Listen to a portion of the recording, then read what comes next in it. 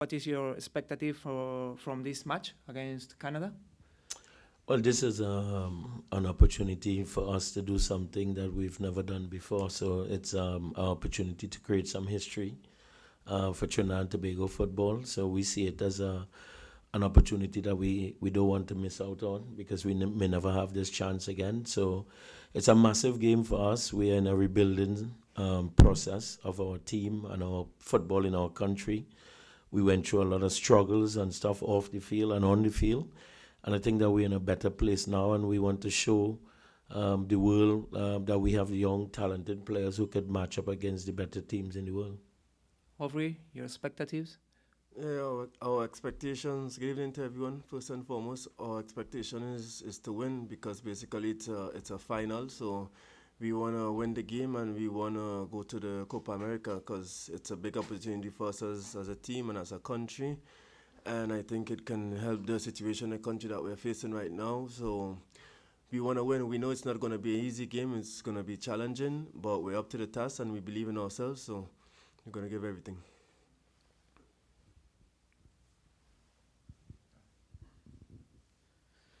Hey, Angus, John Arnold from Getting CONCACAF. How's it going? Yesterday, Greg Berhalter in the U.S. spoke about kind of the break or the last time that he played, which was obviously against you guys. What have you tried to take from that result that you got in Trinidad and Tobago? And he also mentioned, hey, it's been a long time. How have you trained with that big kind of several month-long gap since you guys last got together? It's always difficult for an international manager based on these timelines that you have. You don't have much time with the players. You're mostly observing them in their individual environments and stuff like that with the clubs.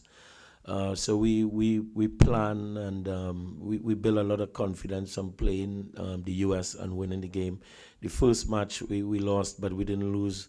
It wasn't an embarrassment for us playing against the 11th ranked team in the world at that point in time. So for us, it was a confident booster. And we get a little bit more belief in the guys. We got a lot more guys playing on the outside since that match. So, we're in good spirits and looking forward to the match. Sorry. Coach, hi. Arch Bell with CONCACAF.com. Good to see you again. I was wondering if you could kind of take me down memory lane back to your playing days, playing against Canada in that 2000 CONCACAF Gold Cup semifinal.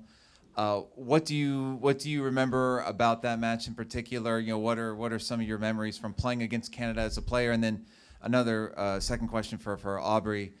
You've played a lot of games with Trinidad and Tobago. Is this the most important one, and why? So first, Coach, please. Yeah, I have very fond memories playing against for myself. Pat Onstad, I was reminding him about the goal I scored a couple of weeks after the Gold Cup. On him, and so I had some good times as a player against them. We had some bad times because the Gold Cup, that's the furthest we ever got in the tournament, and we missed a penalty, so we had an opportunity to possibly win the game. But those are some of the highs and lows, and it's always good to compete against these teams. It's a much different team now. Their players were more domestic type players when we were playing back then. And our players also, so they now have a plethora of players who play in top teams all over the world, so it's going to be a different match. Yeah, and to answer your question, I'll have to say yes, I think it's the biggest game for me so far. It's a big opportunity. It's a big tournament, and we would love to be in the Copa America. We'd love to play against the likes of Argentina, Brazil, and these teams. And I think it's, as I said, it's a big opportunity for all of us. So for myself also, I'll think it's the biggest game I'm going to play. Matthew Shea from TSN. There's so much that this Canadian team saw in disappointment in losing to Jamaica. And they've had disappointments, so much so that their head coach has moved on from many of the veterans that brought them to the World Cup. Do you see anything susceptible there in terms of mentality, and how important is it going to be those first 10, 15 minutes to test them to see where they are emotionally? Not really. As I said before, just previously, we went through that sort of transition when after the Gold Cup we crashed out, and we made a lot of changes and a lot of new players, young players coming in the team, and we were better for it. And I think that similarity with the Canadian team, because sometimes the older players seem to get a little bit complacent, and so sometimes, going with the type of players that they have, we don't think that they're going to drop at all. We think that they're going to be even more motivated to win this match because they're hosting the World Cup. They're expected to beat us. We are the underdogs and we accept the role. So we think that they were going to come out hard at us, and we're going to be prepared for it.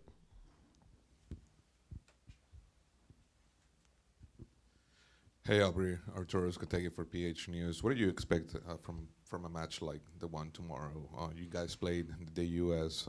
In a close quarterfinal last November, but for you in particular, how do you prepare for this match, given that the rival is Canada, who might have some similarities with the U.S. team?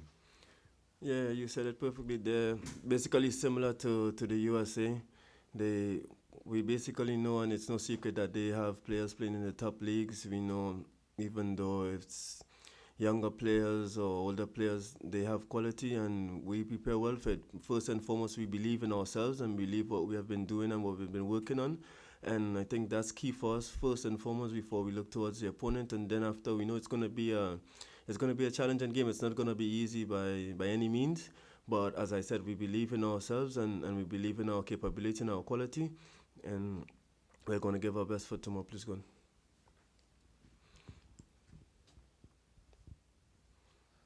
Coach, I have one more for you. Which is your message for your players for this match? We Aubrey alluded to it. There's a lot of stuff off the field that goes on in our country. A lot of situations that we're not proud of. Our country is normally a really beautiful place, and we want to represent the people and represent the beauty of our country. So we are taking this game as an opportunity to represent every person who has fallen in the last couple of years based on the type of violence that is going on in our country. So the guys are taking this as an opportunity to do something positive on a world scene, not just for us individually, but for the families, for your friends, and for the fallen people who have fallen in those times. So we are taking this game extremely personal from a standpoint of what it could mean for our country and shine a positive light on our football. Aubrey, what can you say about this? Yeah, for sure. It's a difficult situation that we are in right now and that we are facing in our countries. A lot of violence. So I think this game can do a lot for our country. This game can help a lot of the youngsters in the country to believe that in sports there's a future, and I think we can lift their spirits and make them believe that they also can represent their country. So this game it means a lot for us as a team and as a country, I said. So it's very important that we go out there and we try to get the win and send a message to our country that we can do better and we can be better. The last one is a dream for you to play Copa America? Massive dream. In 2006, we qualified for the World Cup, the only one that we would have played in at senior level. So for us, this is the next biggest thing for us. As we played in the Gold Cup, we had good runs. But to play in the Copa America and in the first match, the opportunity to play against the best player in the world, you can, as a boy growing up as a player, myself becoming a coach, you would want to test yourself against the best in the world, and this is our opportunity for us to do that. We know the type of players that come out of the South American teams, and we would love to be on that stage. We crave to be on that stage. Aubrey? Yeah, of course, it's a dream. It's an amazing feeling. I think, as Coach said, as a boy, you grow up thinking about playing in the World Cup, playing in these types of tournaments, and I think this is the biggest thing for us after the World Cup. So, to play in this type of tournaments against these nations, it can do a lot for us. It can do a lot for me as a senior player, and it can do a lot for the younger players in the squad. It can change our lives. So, for us, it's a dream, and we want to be there.